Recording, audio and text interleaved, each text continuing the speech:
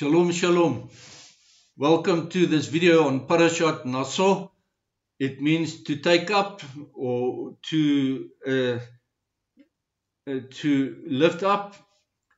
It is from the book of Numbers chapter 4 verse 21 up to the end of Numbers chapter 7. And it's a fascinating portion. In fact, the whole book of Numbers is absolutely fascinating. I want to encourage you to read it for yourself.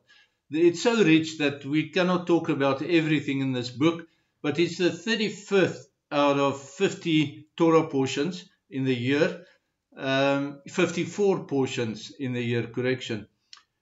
It starts with the census of the priestly families. It deals with purity in the camp, and then it has a very interesting passage that I will talk about in a future video, the ritual regarding jealousy and suspected marital unfaithfulness. But now I'm not going to talk about that. In the prophet portion and the gospel portion, I speak about Nazirite vows. That is linked to Numbers chapter 6 verse 1 to 21.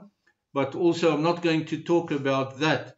And the reason I'm not talking about it is because it is overshadowed, in my opinion, by the Aaronic or the priestly blessing that's given in number 6 verse 22 to 27, and that's what I'm going to talk about. And then lastly it has chapter 7 with 12 tribal sacrifices repeated over and over again, and that raises some very interesting questions, but I'm not going to tap into that in this video. So let's look at the priestly blessing or Aaronic blessing. Why did Adonai tell Aaron to place his blessing on the people? Why did he not just go ahead and bless them and get it over and done with? But is the question we have to ask. In conveying the blessing, Aaron became a type of the Messiah, as the intermediary between Adonai, Elohim, and us. And the high priest is merely the conduit. He is not providing salvation in itself or blessings. Adonai told Moses to tell Aaron and his sons to bless Bnei Israel, the children of Israel, by placing his name over them with this blessing. I say this blessing normally at the end, at the conclusion of each one of these videos I make, so you would be familiar with it. But let's look at it quickly. In verse 24, we read, "The Lord bless you and keep you." It means to protect you, to sustain you, to guard you. The psalmist put us as follows in Psalm 91 verse 11, "He shall give his angels charge over you to keep guard over you in all your ways." In this part of Adonai's blessing, it's this part of Adonai's blessing that Satan used in his second attempt to tempt Yeshua in Matthew chapter 4 verse 6. If you want to read that for yourself. The Hebrew text doesn't include any may or maybe not. There's no doubt, as suggested by the English translation suggests doubt. There's no doubt in the Hebrew translation. Adonai Eloheinu will definitely bless you. He will definitely keep you. No doubt. There's absolutely no doubt that Adonai will bless you, and if and when you call on his name. In fact, he has already blessed you by giving you life, and especially by working your salvation through the sacrificial death of his son, Yeshua HaMashiach. The blessing is accessible to you and rejectable by you as well. And the Gospel of John chapter 3 verse 16 to 18 explains that. You have salvation through him alone. If you reject the blessing, if you reject the blessing of Yeshua, then that's your right to do so. It's really foolish to do so. Please choose wisely. The Hebrew word to bless is baruch. and it means to kneel or to ask on bended knee, as a servant would kneel to wash your feet, if I refer again to the Gospel of John chapter 13. By no coincidence, the Hebrew word for a prince, as in the Prince of Peace, is Sar. Prince of Peace is Sar Shalom. Sar means both prince, but it also means servant. And it implies that the leaders or the princes of the tribes who rule over the people must act as servants of the people. It implies that the government over the people in this country and every country in the world must serve the people. They should not prey on the people and exploit the people and work only for themselves. What a stark contrast that is to political life in our days. Thank God that during the millennial kingdom, Yeshua will be both our prince as Sar Shalom, but also as our servant, our sustainer. When Adonai promised to keep and protect and sustain and guard us, the Hebrew text literally means that he will build a hedge around us, a corral. This obviously refers to a safe enclosure for the sheep, that's us, where our Messiah is both the door, the entrance to the pen, according to John 10 verse 7, but he's also the good shepherd, John 10 verse 11, who has already laid down his life for the sheep, John 10 verse 15 to 18. It is your soul that is the most precious thing, and which will be kept and protected, as Psalm 121 verse 7 and 8 testifies.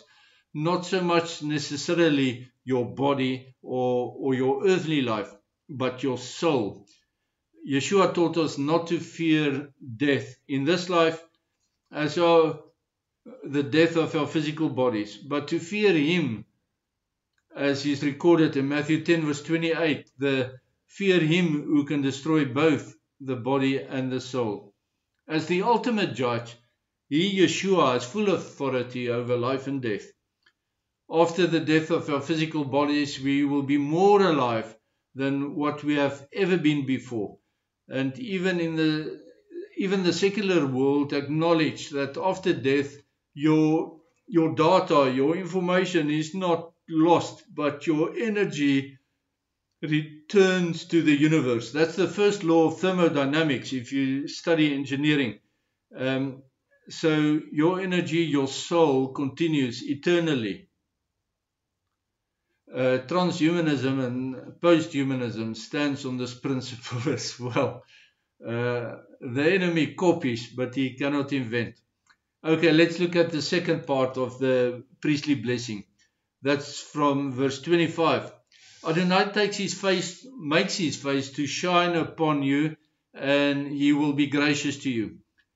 It confirms that Adonai is looking at you, his child, with a loving smile on his face. That's what it means. He makes his face shine onto you. He looks at you with a loving smile.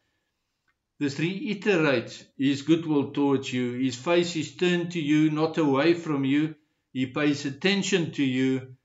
He who created you loves you. And that's a fact.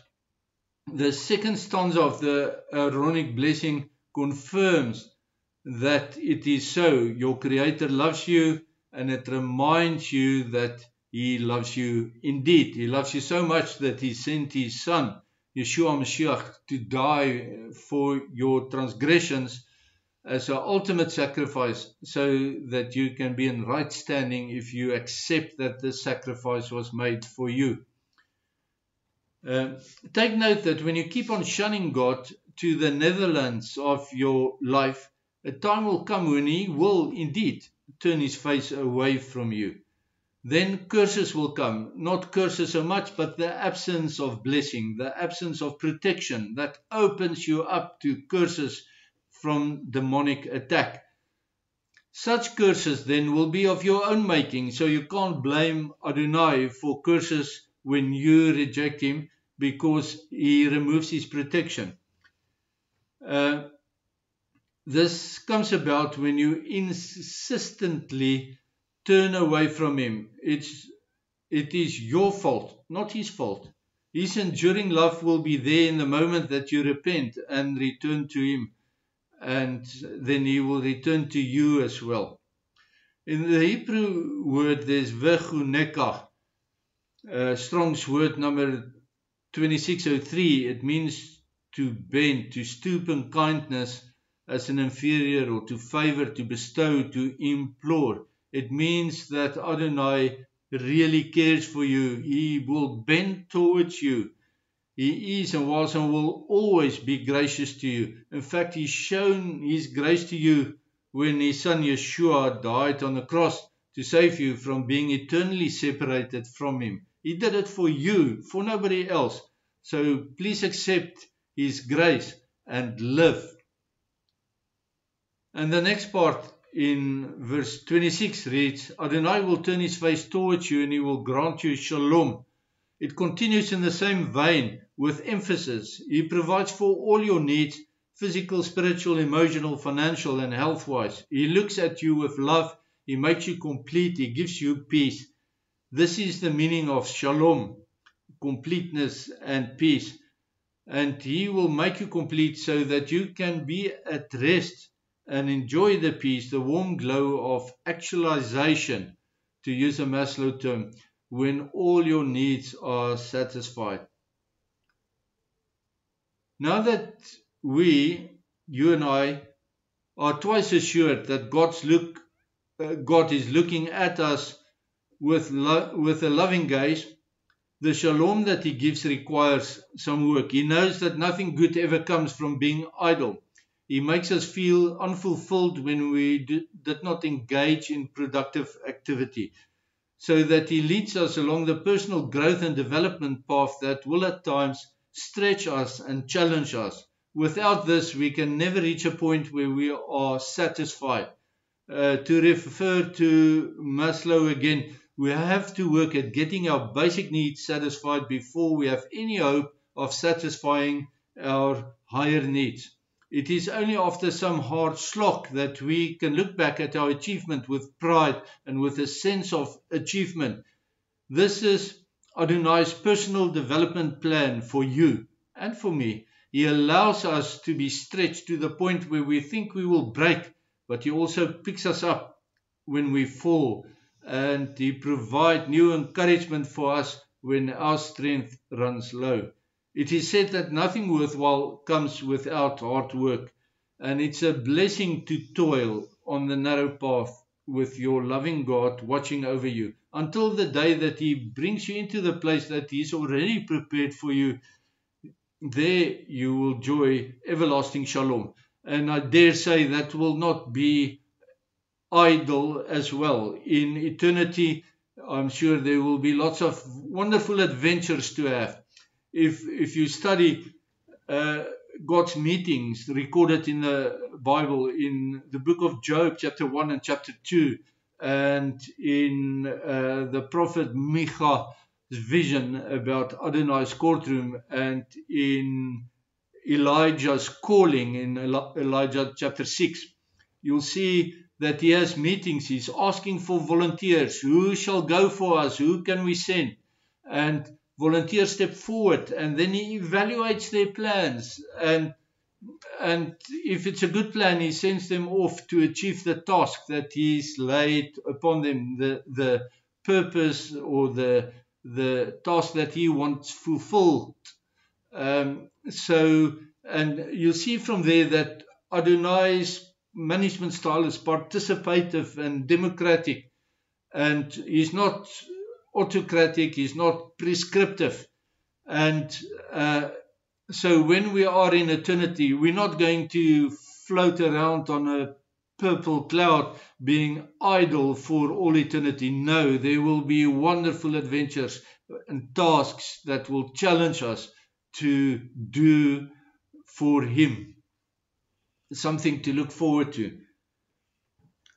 So note that the Hebrew text in Numbers 6 verse 23 includes Aaron's son in the singular, and Aaron's successor Eliezer specifically, but virtually all translations opted to Aaron's sons in the plural.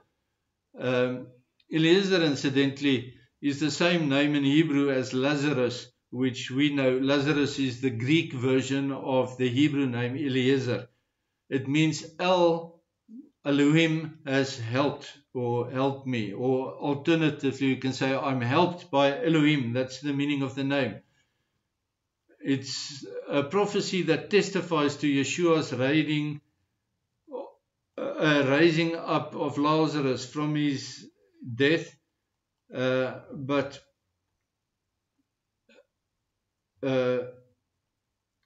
it is also so much more.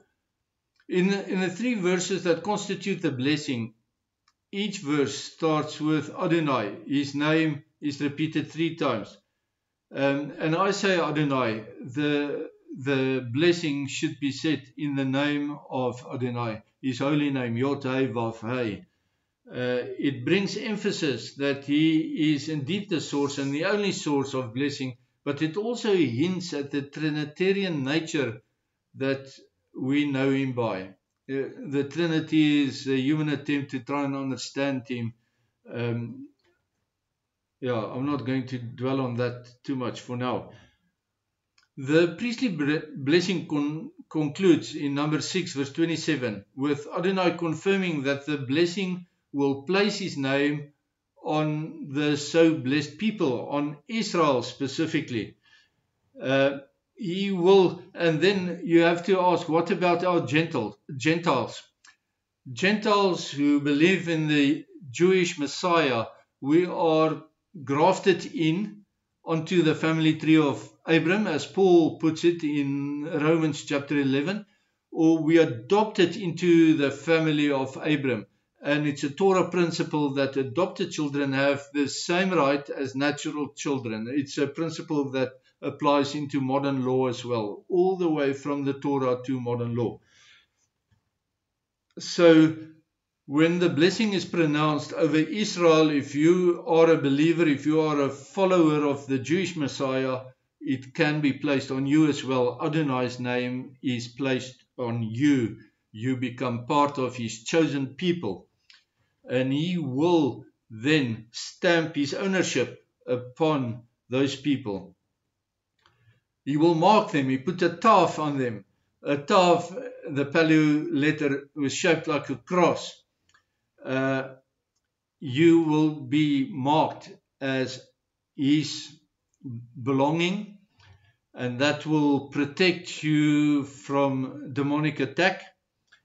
They will be in the bright shadow of his name. That's what the text said. And under his umbrella, where completeness and rest can be found forever and ever. Amen. So in English, I'll say the blessing again. Adonai Eloheinu will definitely bless you and keep you. He will shine his face upon you and he will be gracious to you. He will provide for your every need and he will give you shalom. Shalom, shalom.